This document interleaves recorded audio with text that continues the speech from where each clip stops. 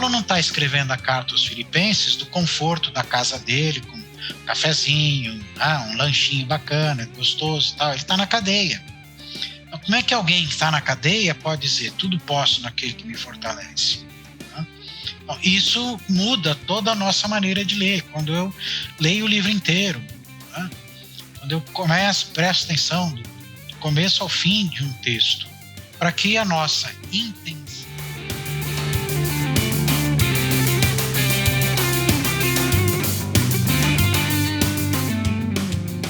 Fala comigo, tudo bem? Eu sou Felipe Gibran e esse é o RPCast, o podcast do Reino em Pessoa. Estamos começando uma temporada nova, novos entrevistados, novos episódios e espero que você possa estar conosco nisso. Quero te agradecer por você estar sempre aí compartilhando os nossos episódios, interagindo com a gente, ouvindo esse conteúdo que a gente faz, porque isso, inclusive, é um combustível para a gente continuar fazendo. Como estamos voltando de férias, novos episódios, novas temporadas, quero te lembrar de ajudar a gente a seguir vivo fazendo esse projeto. Entra aí no www.apoia.se/ORP. Nos ajude, dê uma contribuição, seja um mantenedor, seja uma mantenedora desse nosso podcast. Como sempre, o reino de Deus é um reino de amigos, eu nunca estou sozinho. Para esse episódio aqui, estou sempre com eles. Pamela e Walter, sejam bem-vindos. Fala pessoal, tudo bem? É um privilégio estar mais uma vez com todos vocês. Hoje nós vamos bater um papo com o querido professor Júlio Zabatiero. Eu espero que hoje seja um dia de muito aprendizado para todo mundo. Fala galera, sou a Pamela Campos e eu tô com muita expectativa, já que a gente tá virando esse ano, se Deus quiser vai ser ótimo, e com esse professor maravilhoso não tem como dar ruim. Bom episódio!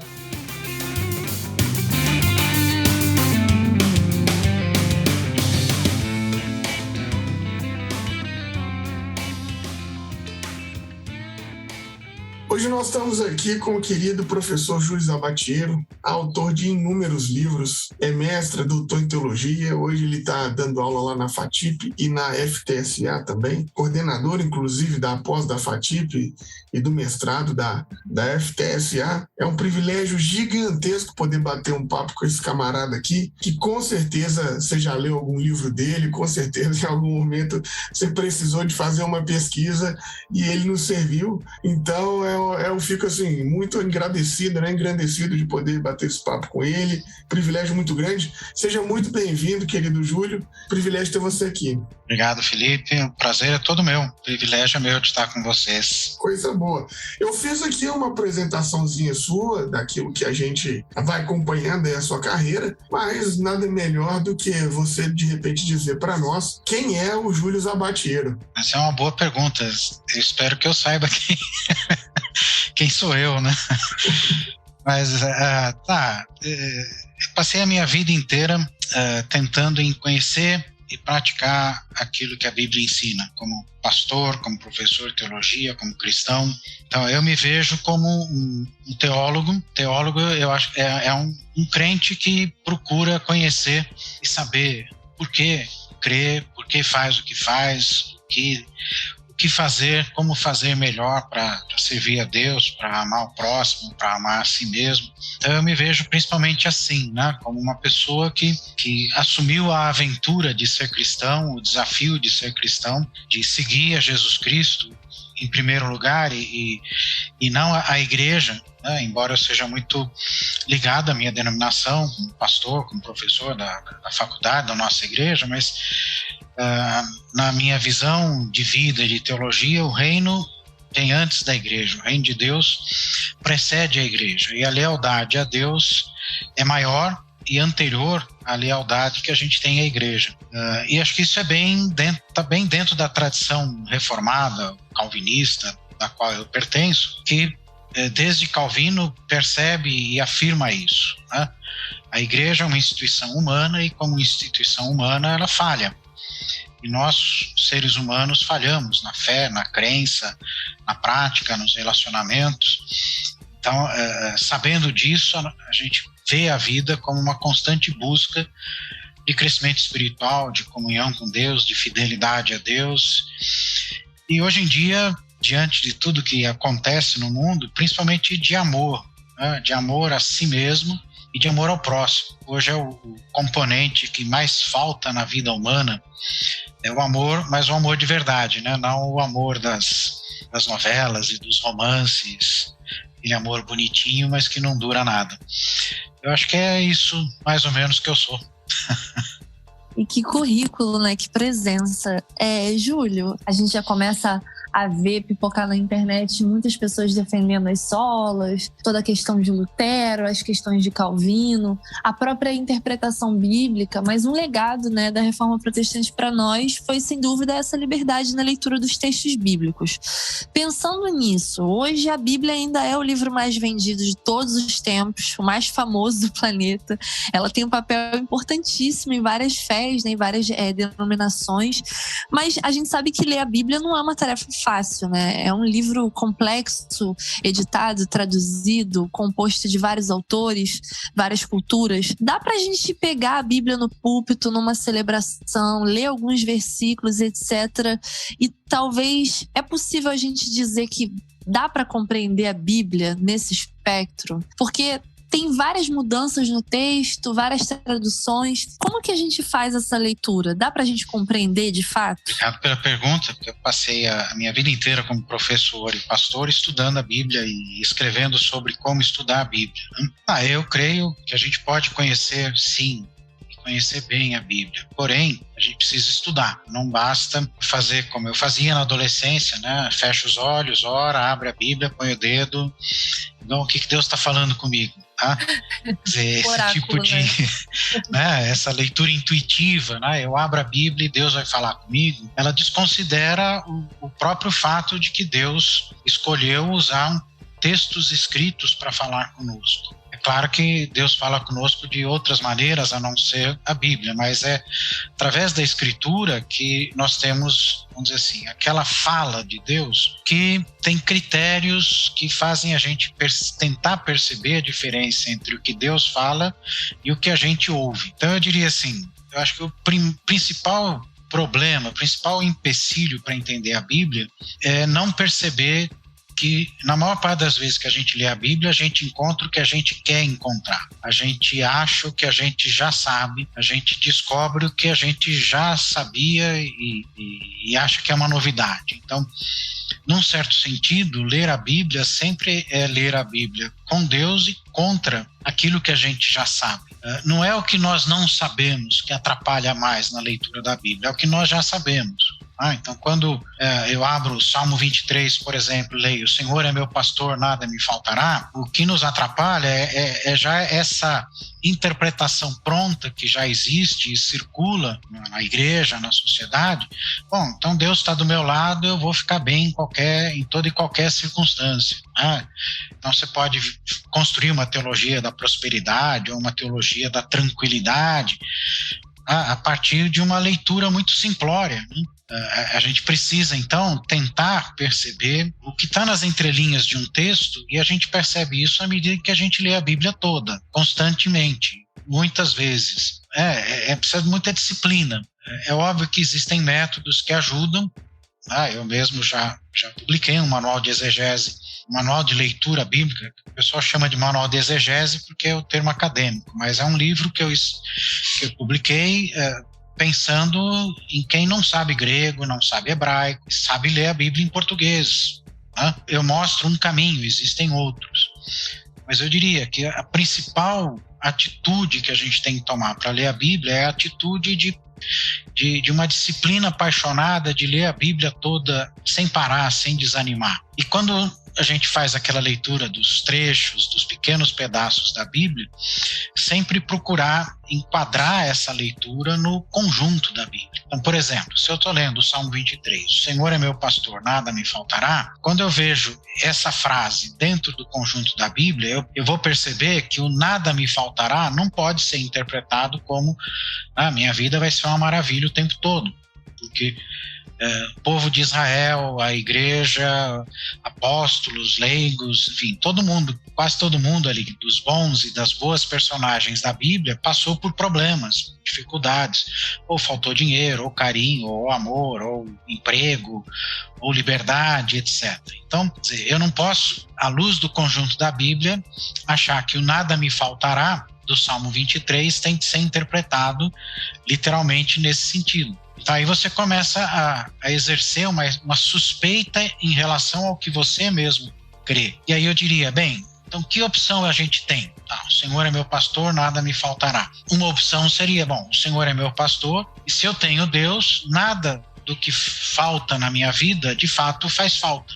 Então, se eu estou na presença de Deus, o dinheiro pode estar curto, mas eu vou poder viver bem.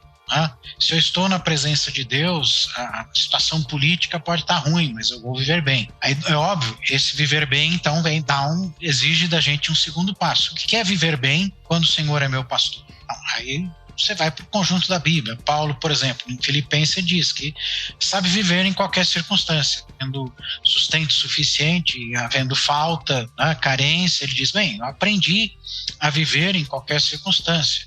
Eu posso viver em todas as circunstâncias porque Deus me fortalece. Então vejam, é sempre esse conjunto da Escritura que é o fator mais importante na interpretação, para evitar que a gente sempre ache na Bíblia aquilo que é mais agradável para nós. Eu lembro na minha adolescência, faz muito tempo, as livrarias evangélicas vendiam as caixinhas de promessa.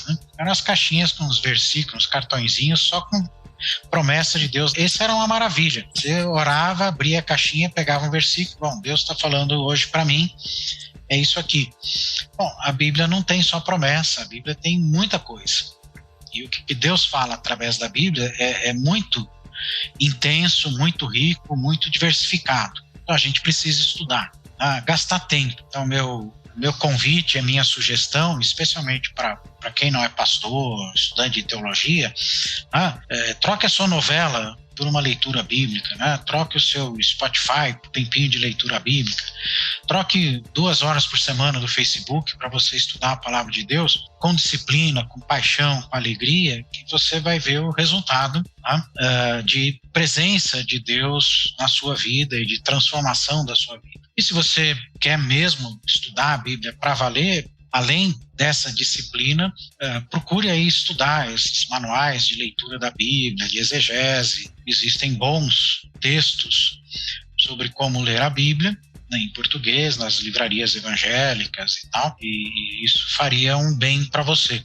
É óbvio que eu vou dizer assim, dentre toda essa multidão de coisa boa que você pode ler, o Manual do Zabatiero também pode ser um texto interessante, especialmente na medida em que ele não demanda de você um conhecimento técnico do mundo da Bíblia, do grego, do hebraico, mas possibilita você, se você gastar tempo com o texto e responder as perguntas que estão lá no manual e compreendendo o texto com bastante eficiência. Para finalizar a resposta, eu diria assim, não adianta ter pressa, você vai precisar de alguns anos estudando a Bíblia para se tornar competente na leitura da Bíblia. Ninguém se torna competente na leitura da Bíblia meia hora por semana, de ficar ali voando no espírito. Você tem que colocar seu cérebro debaixo da mão de Deus, debaixo da orientação do Espírito, deixar o Espírito fazer o seu cérebro funcionar. 1 hora, meia hora por dia, gaste tempo, vários anos aí da sua vida, e você vai ver o resultado. Antes de alguns anos, o resultado sempre vai ser mais ou menos, que é motivo então para animar a gente para não desistir, para a gente insistir. Concluindo mesmo a resposta, eu diria, insistência é a palavra-chave para quem quer compreender bem a Bíblia. Insista, não desista. Nossa, muito bom. Isso que você falou sobre a caixinha de promessas me desbloqueou uma memória maravilhosa, porque assim, eu sou batista, né? E minha avó era diaconisa da nossa igreja de bairro. Tinha os cultos de hall de bebê, não sei se o senhor lembra. Acredito que sim, que o senhor é pastor e tal. E aí eu sempre acompanhava ela, e durante aquele hall de bebê, as irmãs levavam os comes e bebes, as crianças cantavam alguma música, né, do cantor cristão. E aí tinha esse momento da gente trazer uma palavra de bênção pra pessoa lá do hall de bebês, e era essa caixinha de promessa. Foi muito bom você falar isso, que eu lembrei. Mas assim, voltando a esse tópico, né, de você ter falado que eu acredito muito, eu acho que todo o processo de aprendizado é sobre você insistir. Eu acho muito engraçado as pessoas que falam que aprender, que estudar é maravilhoso, mas as pessoas não costumam dar uma ênfase em como essa atividade também é cansativa e frustrante, justamente porque não é de um dia para o outro que você aprende uma coisa, né? Eu acho que a Bíblia também tem muito disso, além do fato dela ser uma palavra renovável, dependendo do contexto que você tá. Tem vários textos que a gente lê em determinado momento da nossa vida, que a gente fecha aquele significado, né? E depois, anos pra frente, a gente vê que a tradução, o contexto não tinha absolutamente nenhuma relação, né? E eu, assim, sou de igreja de comunidade, frequentei muitas igrejas também neopentecostais do meu bairro. E aqui a gente tem uma cultura, né? Principalmente no Rio de Janeiro, de trazer esses textos antigos do Velho Testamento, sempre com esse tom de, uma palavra profética, né? E aí eu sempre brinco com os meninos com aquele texto da glória da segunda casa, que tem um significado para o templo e tal, mas que a gente usa no dia a dia, assim, de brincadeira. Troquei de carro, a glória da segunda casa veio, não sei o quê. Isso é uma coisa cultural brasileira, né? Além disso, a gente tem uma outra questão, né? Que o nosso povo, a gente, tem a questão emocional e essa necessidade de trazer esses textos a uma realidade viva, né? Dentro das nossas comunidades. Essa questão mesmo da palavra profética, que para mim não é uma herança muito reformada, né? O que você acha disso? Porque isso dá margem para muitas interpretações. E até certo ponto eu acho até saudável, faz parte da comunidade. Mas também dá origem a muitos enganos em relação ao que o texto realmente significa, né? Porque é uma coisa interpretativa. Nenhuma interpretação é definitiva. Para qualquer livro. Para uma biblioteca, como é a Bíblia, isso vale muito mais. Como um livro que afeta a nossa vida, ao longo da nossa caminhada, a gente vai interpretar os textos de modo diferente. Então, assim, agora, o que você está colocando, Pamela, é que, de fato, essa coisa de profecia, eu vou dizer assim, é muito perigosa na medida em que é muito fácil eu ler a profecia do jeito que eu quero. Então, aí eu vou insistir naquele ponto. Nenhum texto da Bíblia pode ser usado solto. Porque se eu leio esse texto solto do seu contexto, do seu livro, do conjunto da Bíblia, eu posso fazer com ele o que eu quiser. Eu vou insistir. Quer dizer, o pior inimigo na leitura da Bíblia sou eu mesmo. Quando eu quero uma resposta rápida, quando eu quero uma resposta que me agrade, quando eu quero uma resposta que seja a solução de problemas.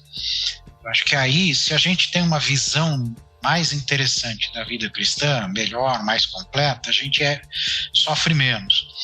Então, veja, a vida cristã não pode ser entendida como hoje em dia é muito comum a pregação, e não só hoje, mas já vem de algumas gerações no Brasil, em outros lugares do mundo também, mas aqui no Brasil isso já existe com muita intensidade, e você se converte, você se torna cristão, evangélico, para a sua vida correr bem, para tudo dar certo. Cristianismo, vamos assim, eu vou exagerar um pouquinho, mas depois vocês dão um desconto. Cristianismo não tem nada a ver com a vida dar certo. Se você olhar para a vida de Jesus, deu tudo errado. Do ponto de vista humano, deu tudo errado. Você estuda a vida de um apóstolo Paulo, deu tudo errado do ponto de vista humano. O camarada foi preso um monte de vezes, foi açoitado, passou fome, foi condenado, foi morto, foi executado. Ele, assim como Jesus, foi executado como subversivo político. Quer dizer, os nossos padrões humanos de tudo dar certo, eles não servem para a gente ler a Bíblia. A gente tem que inverter o processo. Usar a Escritura para refazer o que nós achamos que é viver bem. Então, viver bem, do ponto de vista bíblico, não pode ser identificado com ter um bom emprego, um bom casamento, uma boa casa, um bom carro, poder consumir as coisas que a gente quer, poder viajar, poder navegar na internet, enfim, fazer o que a gente quer. Viver bem na Escritura, e para a fé cristã, tem a ver com ser fiel a Deus, amar ao próximo, servir a Deus servindo ao próximo, ser uma pessoa honesta, íntegra, uma pessoa crítica, que discerne o bem e o mal na realidade, uma pessoa que conhece a si mesmo e não se deixa levar pelos seus próprios desejos, e coisas semelhantes a essa. Morar bem, do ponto de vista financeiro, viver bem do ponto de vista financeiro não é pecado, não é contra a vontade de Deus, mas não é o parâmetro, não é o critério bíblico de que a sua vida está bem. Quer dizer, é muito fácil a gente achar que porque tem dinheiro, Deus está do nosso lado. Esse é um equívoco. Deus está do nosso lado quando nós amamos a Ele acima de tudo, ao próximo como a nós mesmos. E amar não tem nada a ver aí com emoção. Amar é fazer o bem ao próximo. Amar é cuidar da gente mesmo, é cuidar do próximo. Amar a Deus é praticar a vontade dele, é fazer o que ele deseja, é viver como Jesus viveu. Então, todo esse negócio de profecias, de revelações imediatas de Deus para a gente, é tudo muito bacana. Emocionalmente, é muito interessante, mas é pouquíssimo edificante do ponto de vista da fé. Eu diria, para concluir a resposta, quer dizer, a gente perde muito tempo em casa e na igreja com coisas secundárias. As coisas primárias da fé a gente tende a esquecer. Daí a leitura da Bíblia ser importante. Ela é um desafio para a gente voltar a lembrar as coisas importantes. Como diz lá numa das cartas do Apocalipse, voltar ao primeiro amor. O que é o primeiro amor? É fazer o que Deus quer, não o que eu quero. Esse é um desafio que a gente precisa reaprender agora no século XXI, porque nós vivemos num mundo que todo mundo acha que o melhor é fazer o que eu quero, o que a pessoa quer. Não, o melhor sempre vai ser o que Deus quer, mesmo que esse querer de Deus não combine com o meu querer, né?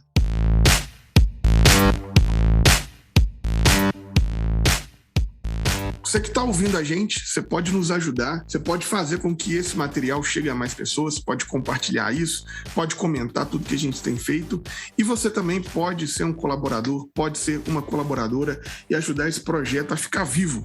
Entra aí no www.apoia.se/ORP e seja um contribuidor, seja uma contribuidora mensal com esse nosso trampo. E se você quiser contribuir com o nosso trabalho, produzindo conteúdos de espiritualidade libertária e antifundamentalista, contribua pelo nosso Pix, que é o CNPJ 3069 0482 000 110. A gente agradece a sua ajuda.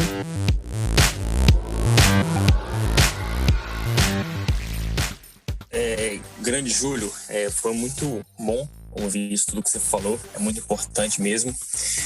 Eu estava querendo pensar um pouco com você sobre uma questão a respeito da hermenêutica, que quando você disse pra gente, você começou a pincelar aí o assunto, dizendo que as pessoas que leem o texto, elas também têm uma intenção. Eu estou lendo um livro agora, que é o do J.K. Smith, que ele chama A Queda da Interpretação, Fundamentos Filosóficos para uma Hermenêutica Criacional, e ele vai dizer justamente isso, na hipótese dele, sobre hermenêutica, é que essas ferramentas que a gente usa, que a gente usou durante muitas décadas na teologia, elas são um pouco incompletas porque ela não leva o dado da intenção do leitor no texto, né? Porque a gente discutiu muito, por muitos anos, na teologia, sobre qual era a intenção do autor da carta, do livro, da Bíblia, por conta de uma pesquisa acadêmica mais robusta, né? Que isso foi muito importante, mas a gente se esqueceu durante muito tempo que o leitor também tem uma intenção nesses textos, e isso atrapalha no dado da interpretação. Esse livro do James Smith, particularmente eu não li, eu li outras coisas dele, mas o resumo que você fez está corretíssimo. Essa semana passada eu estava dando uma aula na disciplina de um amigo, Marcelo, professor lá na mestrado, doutorado da Metodista. A gente estava discutindo exatamente essa questão. O tema da aula na linguagem acadêmica era epistemologia da leitura bíblica. Quem está ouvindo a gente provavelmente não conhece todas essas palavras. Hermenêutica é uma palavra que vem do grego, a arte de traduzir. Então, a hermenêutica era um verbo do grego, o verbo hermeneu, era o verbo traduzir.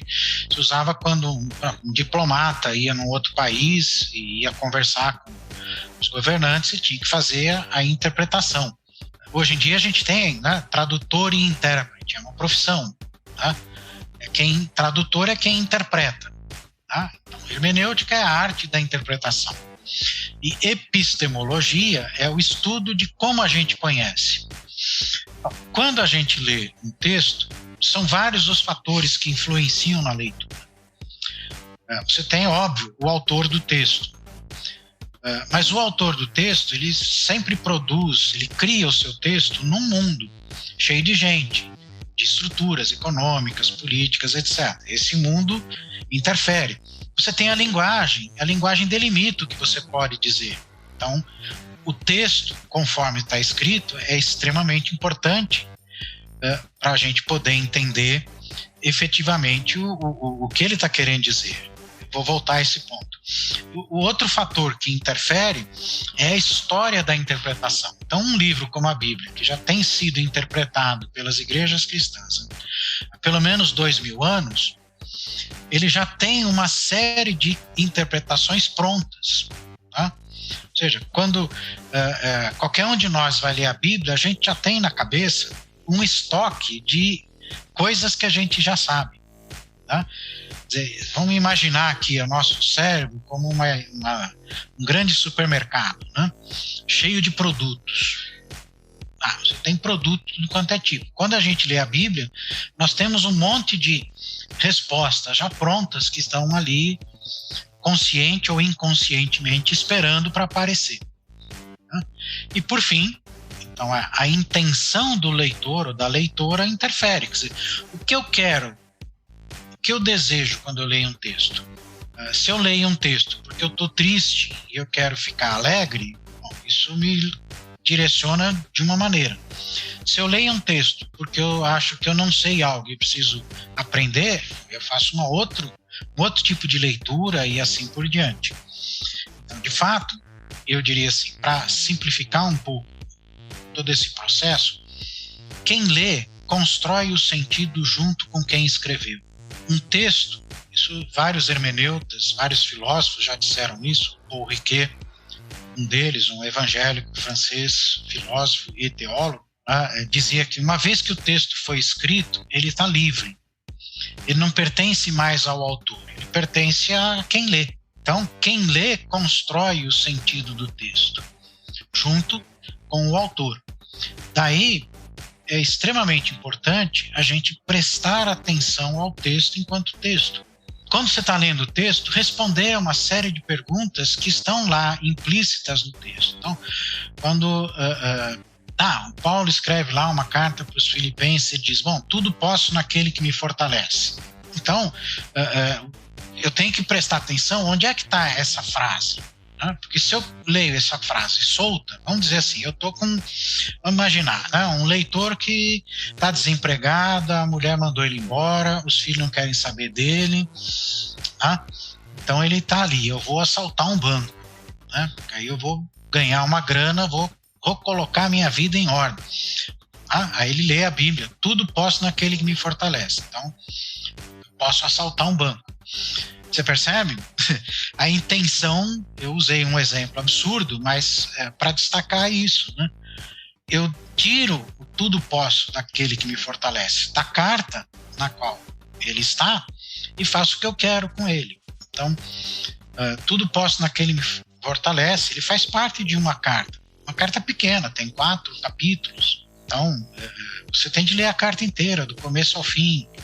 Esse é um outro elemento que a academia negligenciou na leitura bíblica, que é ler o texto inteiro, que a igreja negligencia porque a gente está acostumado com um sermão que é baseado num trechinho da Bíblia. Então a gente também criou sem querer o hábito de ler pedacinho de livro da Bíblia e não ler mais o livro inteiro.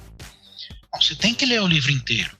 Então, Filipenses é uma cartinha de 4 capítulos, então leia várias vezes até você pegar conjunto do que está sendo dito ali para poder entender.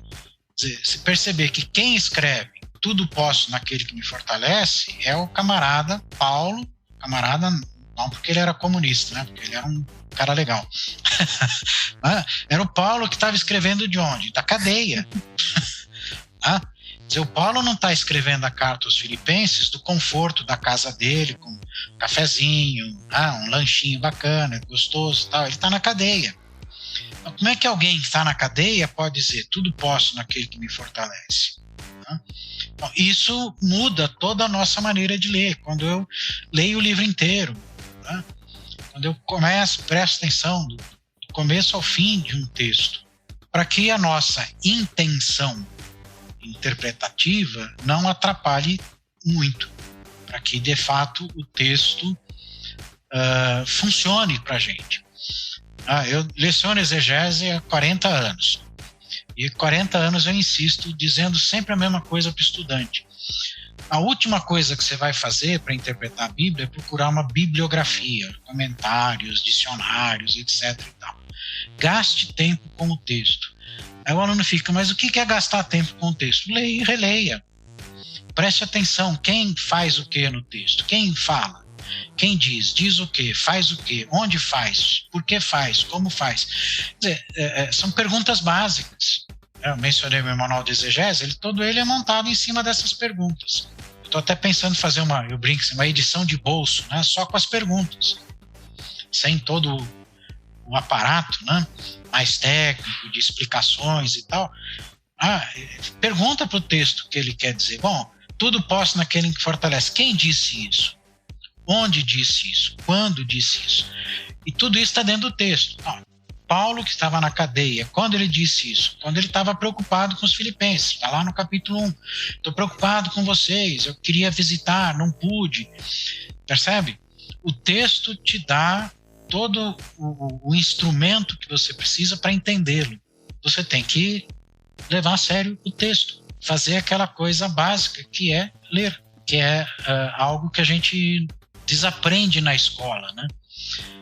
Para completar e terminar a minha resposta, eu disse eu tenho filhos, tenho netos, como pastor, sempre tive crianças na igreja, eu sempre prestava muita atenção na criança antes de ir para a escola, até os seus 4, 5 anos, por aí.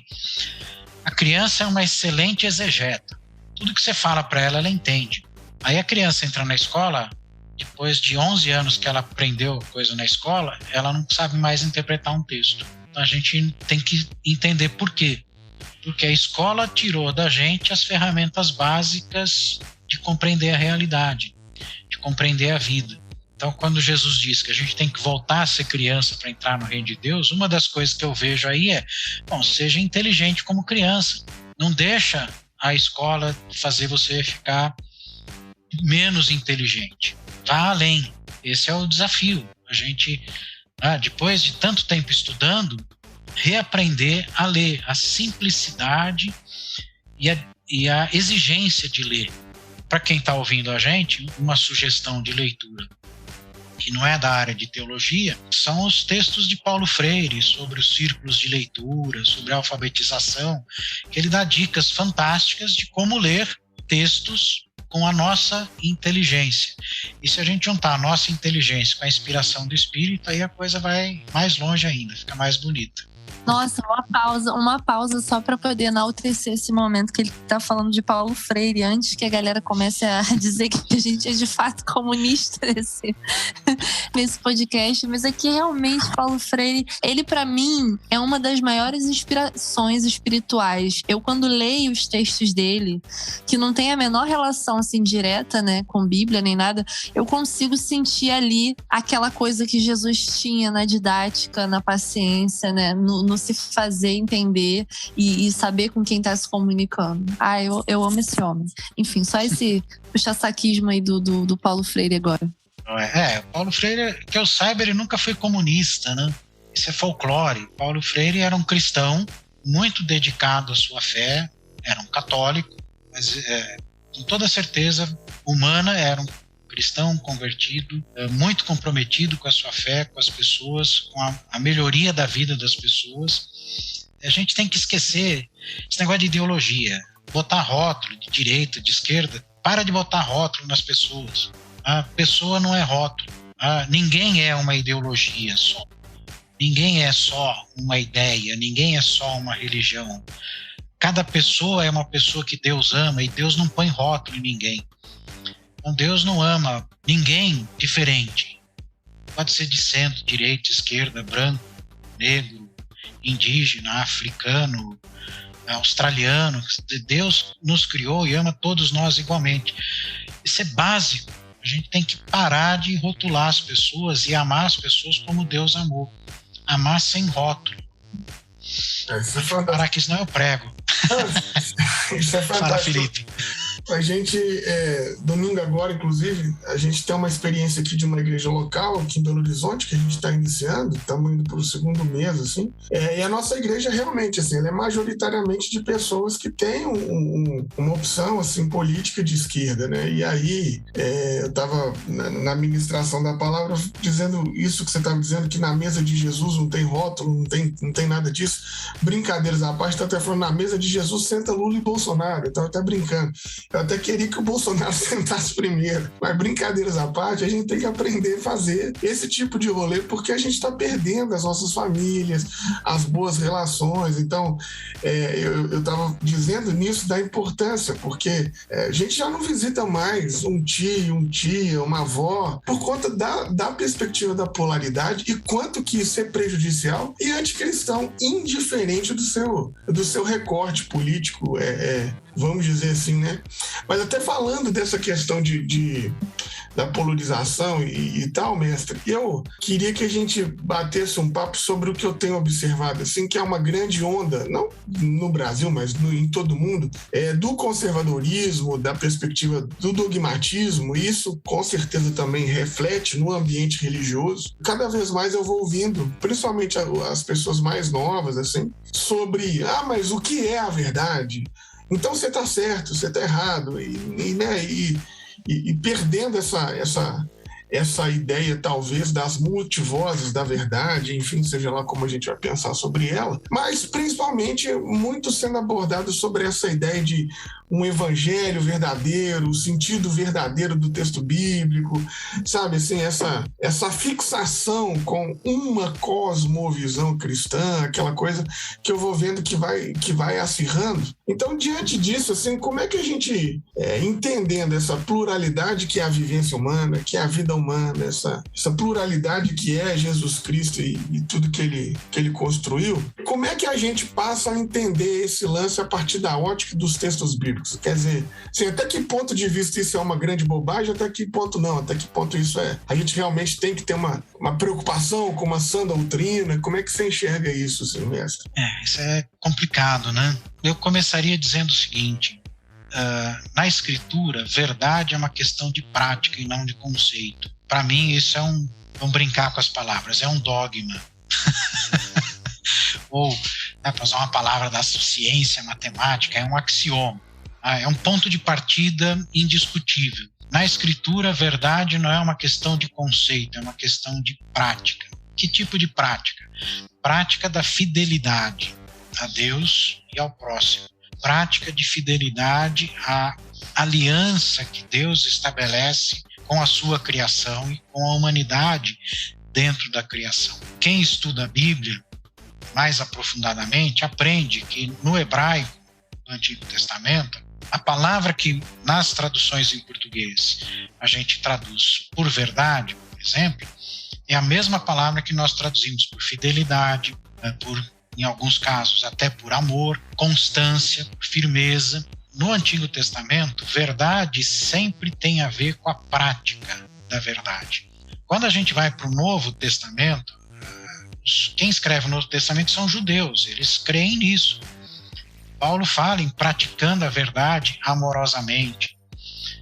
Jesus, quando prega no Evangelho de João, ele diz: eu sou a verdade.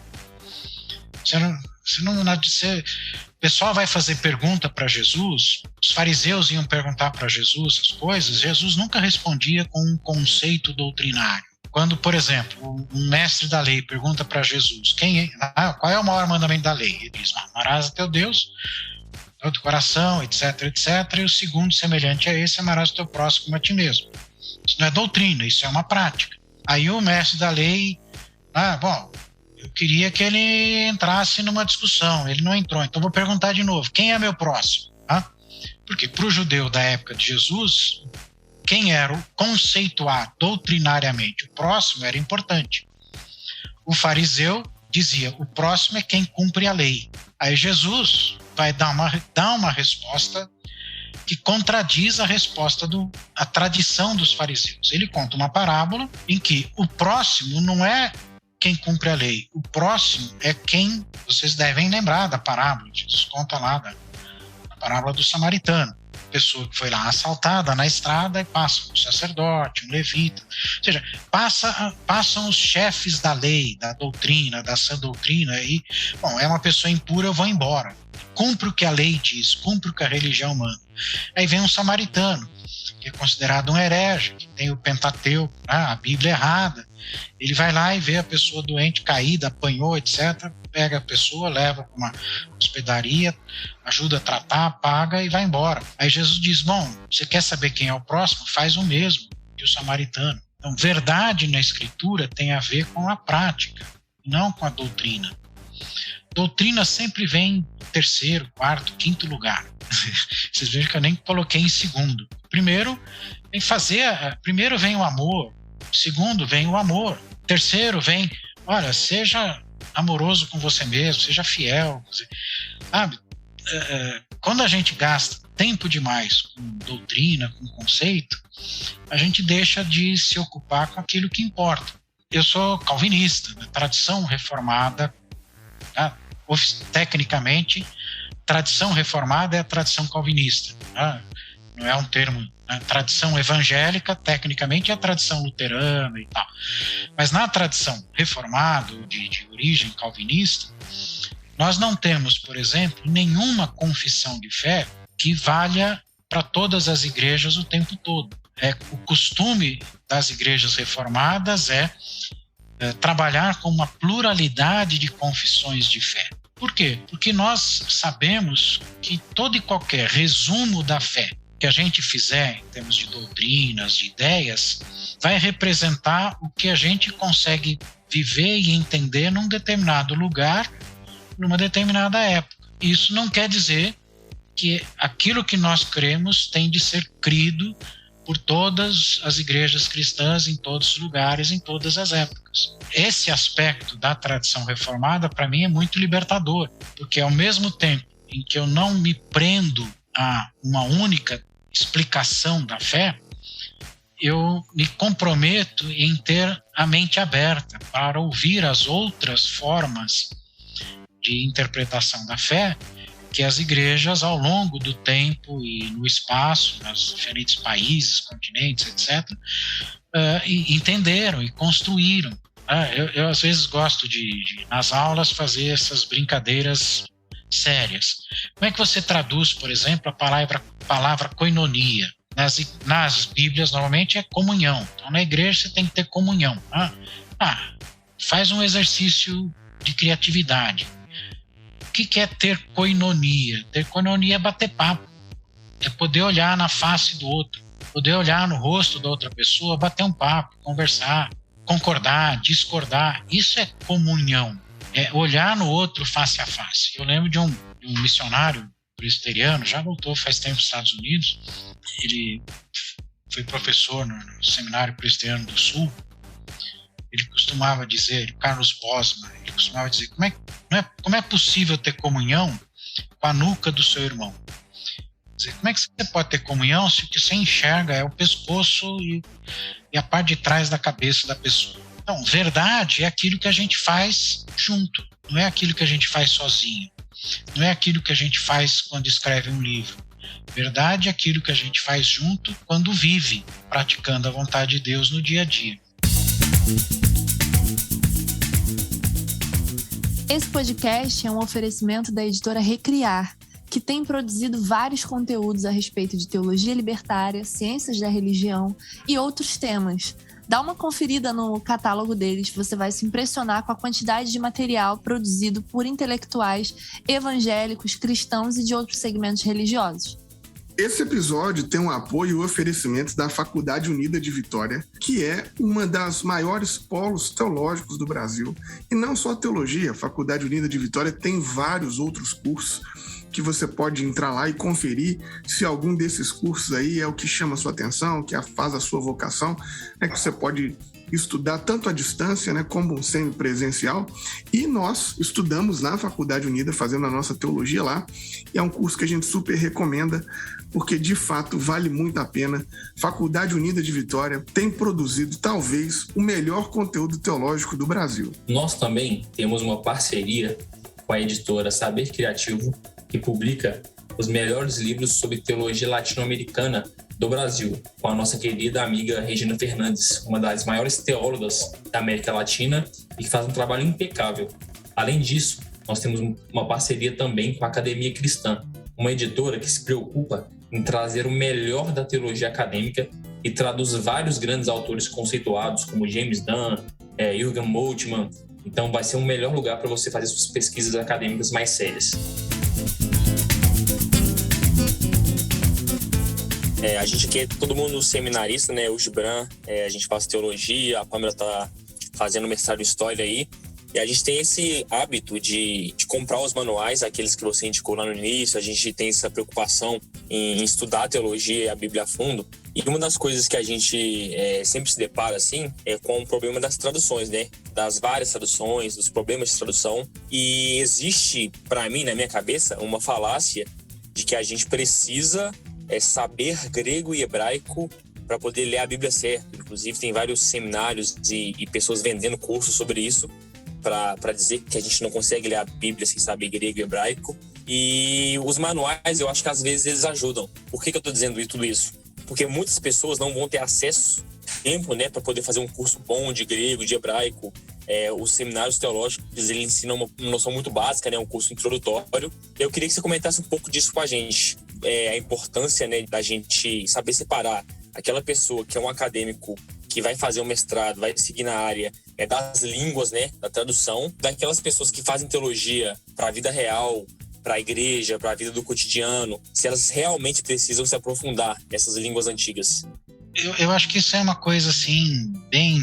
Esse negócio de saber grego e hebraico é muito uma regra do ambiente acadêmico que expulsa as pessoas. Tá? É uma regra ruim, enquanto regra, que faz uma diferença entre quem sabe e quem não sabe. Em termos bem concretos, é claro que quando você lê um texto no idioma em que ele foi escrito, se você sabe esse idioma, você tem uma interpretação desse texto, tem uma compreensão. Se você lê o texto numa tradução, você já vai ler o texto interpretado por alguém.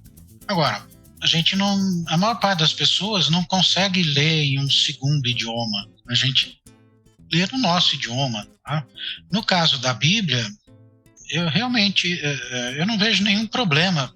Pessoa que não sabe grego, hebraico e aramaico, que parte do Antigo Testamento está em aramaico, entender bem a Bíblia. Nós temos traduções boas. Toda tradução tem limite, mas nós temos boas traduções no português. E no fim das contas, espera aí, Deus não seria uma pessoa tão chata a ponto de dizer, olha, só vai entender o que eu quero quem sabe grego, hebraico e aramaico. Cá entre nós aqui, 96% das pessoas que estudaram grego e hebraico num seminário, na faculdade de teologia, não aprenderam nada ou quase nada, não sabem ler grego e hebraico. Então não adianta, você saber mal uma língua é pior do que você não saber nada. Então, os meus colegas professores, professoras, eles ficam bravos comigo. Júlio, você tem que defender conhecimento de língua original, isso é indispensável. Não, é indispensável para quem quer. Para mim, por exemplo, é indispensável. Eu preciso conhecer as línguas originais da Bíblia porque o meu serviço a Deus é estudar a Bíblia. O ministério primeiro é estudar a Bíblia.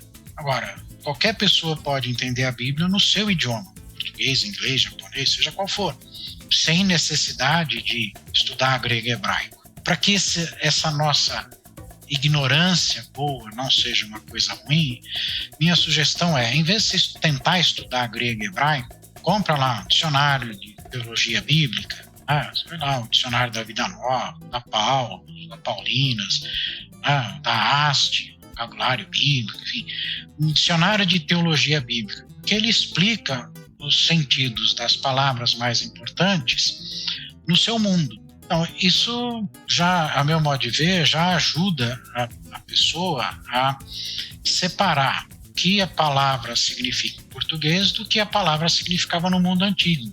E veja, qual é o problema? O problema não é se eu sei grego e hebraico. O problema é, quando eu leio João 3,16, Deus amou o mundo.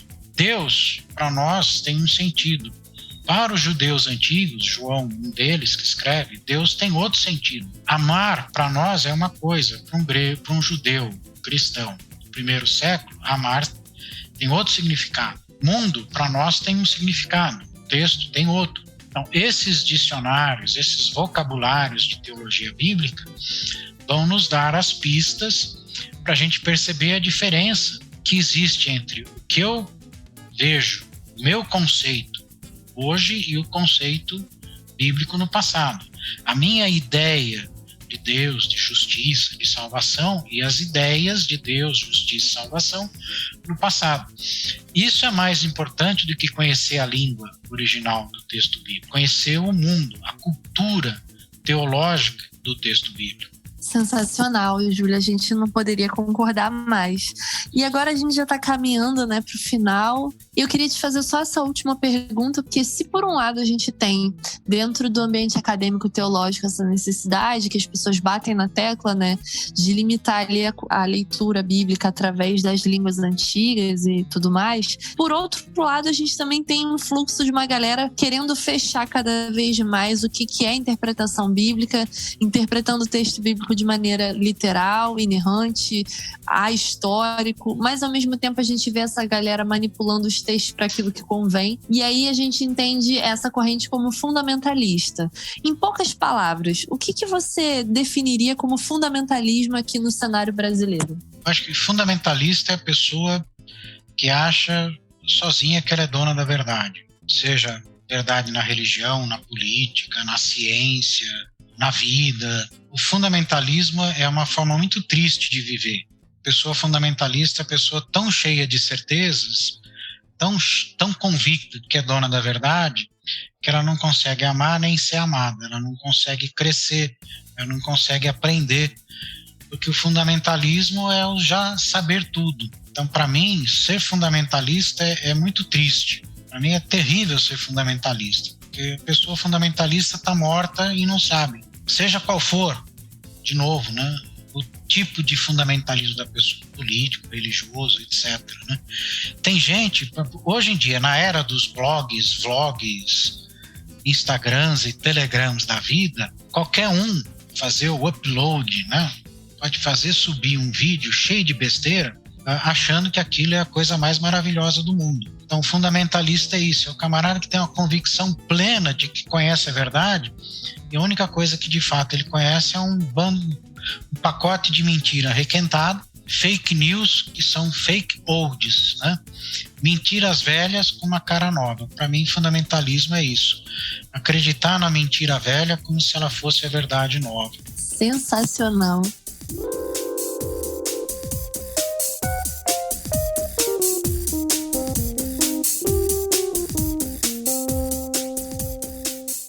Professor, nós estamos caminhando caminhando aqui para finalizar o nosso papo, mas eu não poderia deixar de perguntar para você, e até porque eu me identifiquei muito, foi uma forma de mais holística assim, que eu encontrei de fazer a minha caminhada teológica, me identifiquei demais com esse seu processo. Então, de repente, a gente poderia finalizar aqui com você falando para a gente um pouquinho sobre o que popularmente a gente acaba chamando de método discursivo, mas é o que você chama aí de método semiótico discursivo, né? Que é essa perspectiva de encarar o texto levando em considerações todas aquelas ferramentas que estão ali, né? O tempo, o espaço, enfim, vou deixar para você mesmo falar um pouquinho para a gente sobre esse método semiótico discursivo para a gente finalizar aqui com essa ideia. Vou tentar ser conciso, né? Rapidinho. A semiótica do discurso é uma ciência que procura entender como a gente constrói significado, como a gente constrói, como a gente interpreta. E a semiótica do texto, né, a semiótica discursiva de textos, desenvolveu uma série de conceitos e ferramentas para entender textos, para entender a linguagem expressa nos textos. Toda teoria semiótica parte de um ponto, o ponto de partida da compreensão do texto, do discurso, é o que a semiótica chama de enunciação, ou seja, é o que eu falo, né? Então, se eu estou falando aqui para vocês, olha, foi um prazer conhecer vocês. Como é que eu entendo esse texto? Eu tenho que entender, quem disse foi um prazer conhecer vocês? Quer dizer, eu disse, eu, Júlio, para mim, conhecer vocês foi um prazer. Eu estou expressando um sentimento. Se foi um prazer para vocês ou não, se é um prazer, quer dizer, que tipo de prazer, não, eu simplesmente disse, foi um prazer conhecer vocês. Essa frase, falada no contexto em que nós estamos, ela significa apenas, olha, eu não conhecia vocês, agora eu conheço, a gente pode, quem sabe, começar uma amizade, um contato legal. Se eu digo essa frase num contexto em que eu estou com a minha esposa, no quarto, bonitinho, né? A gente está lá se beijando, aquela coisa toda, foi um grande prazer, significa uma coisa completamente diferente. A teoria semiótica, quando ela trabalha com texto, ela sempre parte desse ponto fundamental. O que alguém diz? Eu digo algo para alguém dentro de um mundo, dentro de uma cultura. Então eu não posso deixar quando eu interpreto um texto, deixar de fora nenhum desses elementos. Quem disse? A pessoa que ouve, e o mundo cheio de ideias, de valores, de linguagem em que o texto foi escrito. Minimamente, teoria semiótica do discurso é isso, tentar entender o processo mediante o qual nós, usando a linguagem, construímos sentido.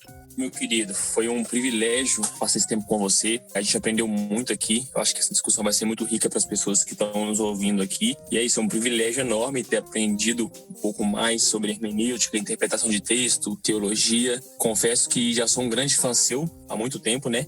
Dos livros que você citou, eu tenho seus livros. Está faltando um, que eu tenho que ir atrás dele. Então, eu sempre vendo seus vídeos na internet, te acompanhando. Obrigado, professor. Eu que agradeço. Agradeço o convite de vocês, agradeço a oportunidade de falar com vocês, conhecer vocês. Como eu disse antes, eu dei uma olhada no blog, no site de vocês, gostei. Eu pretendo voltar mais vezes para frequentar ali o texto, né, o site, a página de vocês. E estamos aí, o negócio é esse, a gente tem que aprender junto. Viver é não parar de aprender nunca. A pessoa pergunta, o que é ser velho? Assim, ser velho, para mim, é ser jovem sem pressa. Ai, que lindo, amei. Porque eu lembro quando eu era da idade assim, de vocês, eu tinha muita pressa. Agora eu sou mesmo o Júlio dos anos 70, 80, só que eu perdi a pressa. Bom demais. Muito bom, muito bom. Camarada, muito obrigado. Agradeço aí a disponibilidade. E assim que a gente quiser terminar esse episódio, a gente manda aí pra você dar uma escutada conosco. Obrigado aí, viu, mestre? Valeu. Eu que agradeço. Querido. Deus abençoe vocês. Até mais. Amém.